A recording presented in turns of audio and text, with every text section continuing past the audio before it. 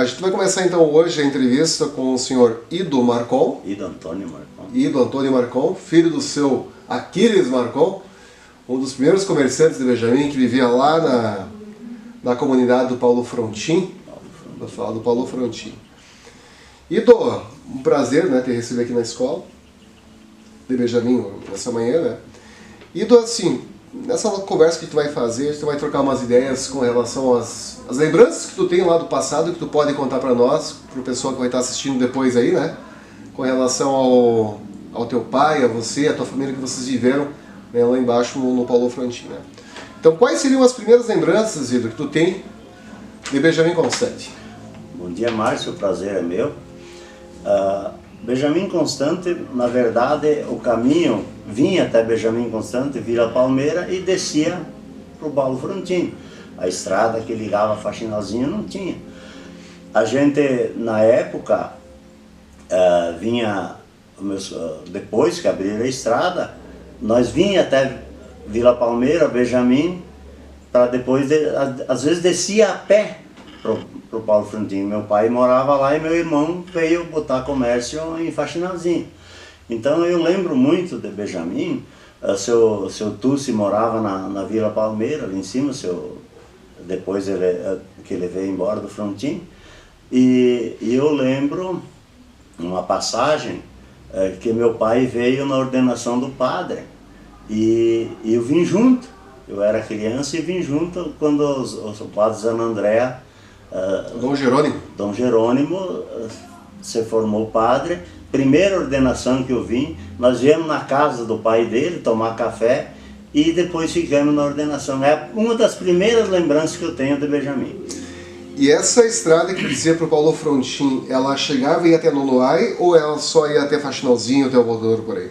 Não, ela ia a Nonoai.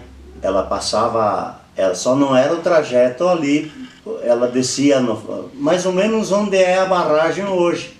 Tinha a barca que passava e passava para o lado de lá, para Nonoai. Foi caminho de tropeiro. O pessoal vinha de São Paulo, passavam para ir a Araçatuba e comprava gado e comprava cavalo e passavam por aí. Era na época que eu lembro a história, né? Conta, né? Muito bem. Então, e como é que as pessoas costumavam se deslocar naquela época? A cavalo. A cavalo. Meu pai, depois de muitos anos, ele comprou um Chevroletzinho 46, que fazia o transporte de mercadoria, doente, casamento, parteira. Era um dos primeiros caminhões que entrou na época, foi do meu pai. Uhum. E então, as estradas eram precárias, dá para se dizer. Precárias. E quem que dava manutenção nas estradas naquela época? Na época eles davam os dias de estrada. Eles faziam, por exemplo, os agricultores da linha davam os dias de estrada que contava como imposto. Para pagar o imposto eles davam os dias de estrada. Quem botava a junta de boi valia 2 dias. E quem ia só com a enxada e coisa era um dia de estrada. Eu não sei quantos dias era por cada imposto, mas era assim que eles faziam. E então não existia trator de esteira, não. Patrola, era tudo com boi? Depois que emancipou São Valentim, em 59, é que começou a vir os primeiros tratores, mas isso foi lá por 60, 62, 63, que começou no interior fazer as estradas, né? Uhum. E com relação a igrejas, santuários, tu tem alguma lembrança? Bem, a igreja lá do Paulo Frontin, eu tenho viva lembrança que foi meu avô que fez o altar e meu avô que fez a porta da igreja. E quando aquela gruta que tem hoje lá no Nossa Senhora do Navegante, era do outro lado do rio da terra do pai, era encravado, daí tinha uma ponta, eles faziam, dia de Nossa Senhora dos Navegantes, eles faziam lá, daí meu tio fez a gruta onde ela está até hoje. Uhum. E tu tem lembrança aqui do povoado de Benjamim também, naquela época, ou não tinha nenhum morador, nada aqui? Não, tinha morador, tinha. Os meus irmãos contam que na época o Zafre tinha comércio aqui, e meus irmãos viraram a caminhoneiro depois na época e viajavam junto com o Zafre, com o Sonda na sessão 7 de setembro. Mas lembranças que vagas, sabe? Porque eu era criança na época, né? Mas eu lembro deles contar essas histórias. E como é que começou a história de comerciante do teu pai, do Sr. Aquiles? Meu pai, em 1939, por aí, ele veio para o Paulo Frontin. Ele veio para o Frontin, meu tio tinha uma casa de comércio e ele veio para cá. Mas depois de 10, 12 meses, ele teve que voltar para Monte Alegre porque chamaram ele como submisso para ir para o exército. Aí ele veio de volta, depois que voltou do exército, veio trabalhar na roça. Fez uma sociedade com o seu Armando Ducati, plantaram trigo. E daí a primeira vez que ele veio para o Paulo Frontin, ele botou um comérciozinho, ele tinha de haver do pessoal. Aí ele voltou no Paulo Frontin e começou a comercializar de novo. E daí foi onde ele tinha um terno de mula, puxava produto para Monte Alegre, lá no meu tio. O tio tinha uma casa de comércio junto com o seu Bianchi. E meu pai puxava para Monte Alegre. Daí em não sei que ano foi, ele comprou um Chevroletzinho usado, 46. Daí que ele começou a fazer o comércio ali no Paulo Frontin. Uhum. E com relação a questão do comércio, ainda falando um pouquinho da questão do comércio, né? Como é que funcionava a questão da negociação do produto? Era pago em dinheiro? Era troca-troca? Como é que funcionava? Bom, o pessoal compravam na caderneta, compravam o ano inteiro. Aí quando eles escolhiam o produto, na época a comercialização mais forte era o porco. Daí eles escolhiam o produto, engordavam os porcos, entregavam porco, trigo, né? Soja não existia, entregavam no comércio, acertavam a conta e deixavam o dinheiro para o comerciante. Até não cobravam juros, deixavam... Dinheiro seria o crédito. O crédito. Deixavam o resto que sobrava, deixavam no comerciante e iam gastando até a próxima safra. O comércio, na época, era banco. Eles, em vez de deixar o dinheiro em casa, deixavam no comerciante. Por isso que o comerciante nunca ia mal, porque ele trabalhava com o dinheiro, ele ajudava, mas quando ele tinha sobra, eles deixavam no comércio. Daí o comerciante ia administrando o dinheiro do agricultor. Uhum. Com relação a hospitais, como é que as pessoas buscavam ajuda naquela época? Olha, só tinha hospital, depois que fizeram, mas o hospital referência era o hospital em Barão de Cotegipe, Dr. Werner, era o hospital de referência. O pai, na época, levava o pessoal, todos eles para Cotegipe. Acho que eu não lembro mais o nome do hospital, hoje nem tem mais. Mas era Barão de Cotegipe, tinha alguma coisa aí para Erechim. Mas a centralização era Barão de Cotegipe. Depois de mais tempo que o Dr. Salim botou o hospital em São Valentim. O teu pai era como se fosse uma ambulância, então? Ambulância. O pai puxava doente, casamento, morto, final, era para tudo. Na casa de comércio tinha a farmácia, tinha o remédio. Meu pai, a minha mãe, sabiam, chegava alguém, minha criança tem isso, leva remédios comum, né?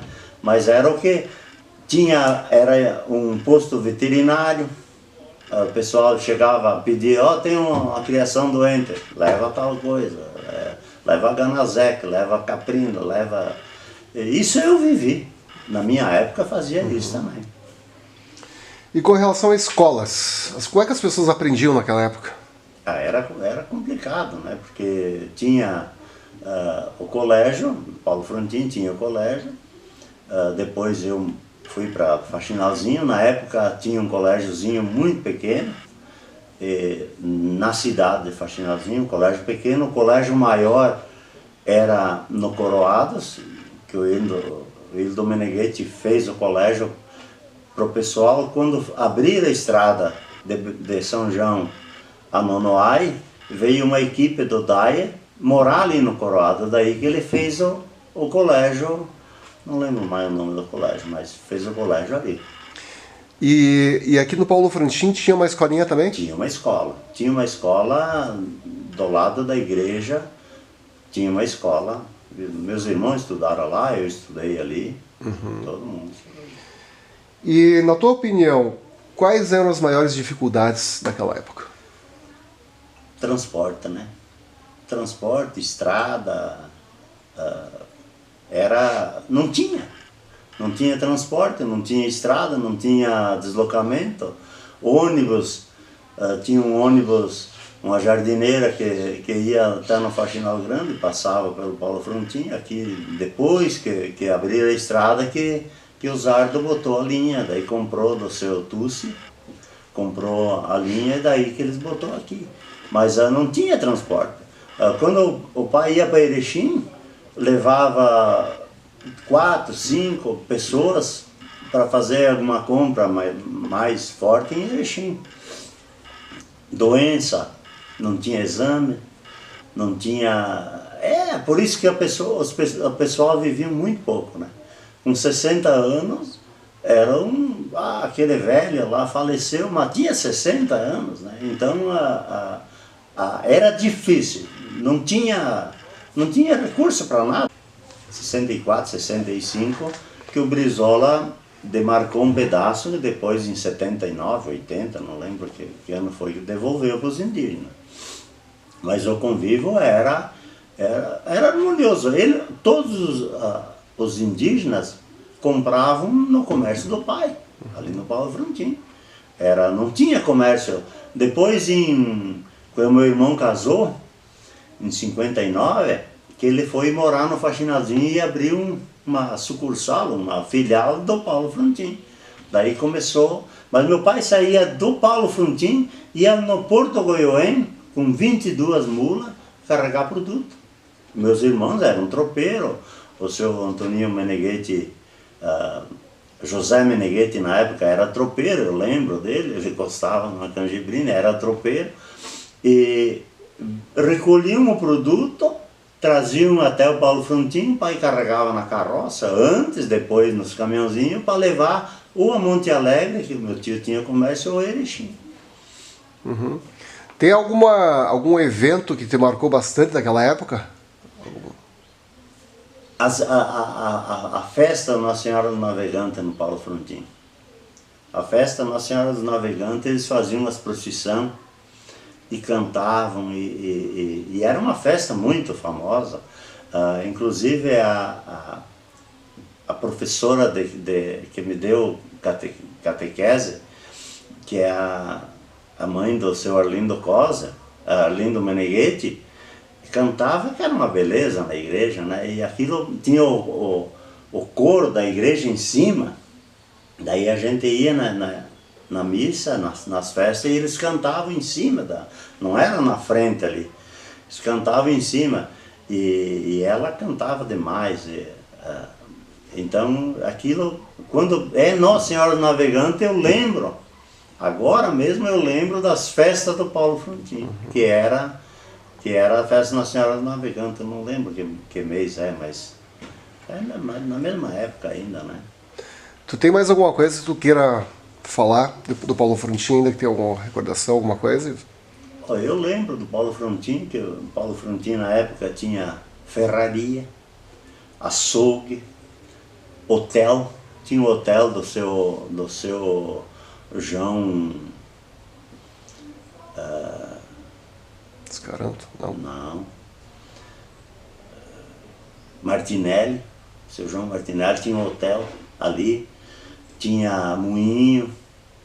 Era o centro do comércio era o Paulo Frontin, o seu João Martinelli, depois que foi para São Valentim, pai do Moacir Martinelli, mas tinha um hotel ali no Paulo Frontin, e tinha um açougue do lado ali. Acho que não tem mais nada, faz muito tempo que eu não desço mais lá, a gente não vai com a lembrança do que era e chega lá e não tem mais nada, né? Então aquilo machuca muito a nossa ideia, né? Uhum. E se tu pudesse deixar uma mensagem para as futuras gerações, né?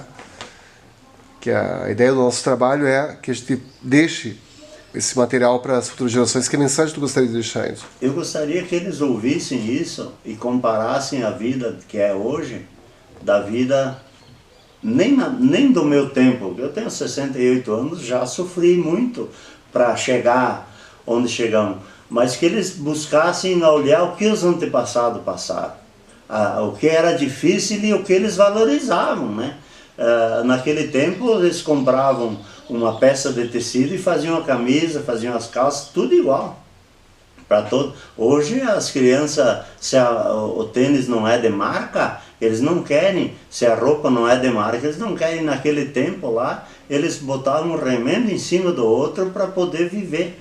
Então, o que todo esse povo de hoje tem que lembrar que alguém sofreu lá atrás para eles estar onde eles estão hoje.